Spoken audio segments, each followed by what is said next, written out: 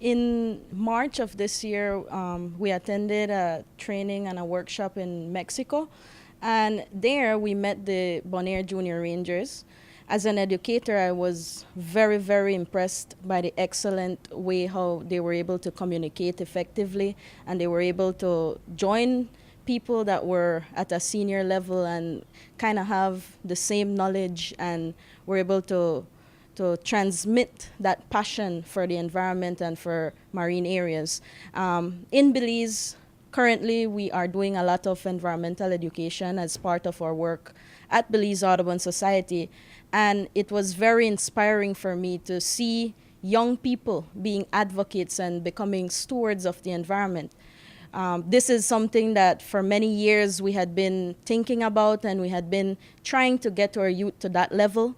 And today, or during this week, we were here learning from this program and trying to come up with ways how we could replicate this program in our different countries, specifically for me in Belize. What makes Belize different from Bonaire, you think? What makes Belize different? Well, Belize is home to the Great Blue Hole. We have the second longest living barrier reef. We're rich with resources, and I'm pretty sure Bonaire is also rich in resources.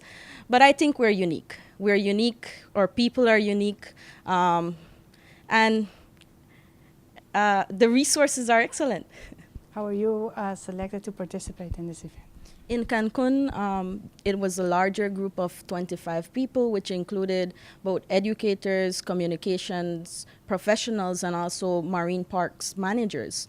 3 of us were actually environmental educators, and after interacting and speaking to the junior rangers, that was our area of expertise. That's what we do in our different countries. And it was something that we expressed to GCFI that we were very interested in doing. And that was one of the main reasons why we have been here for this week.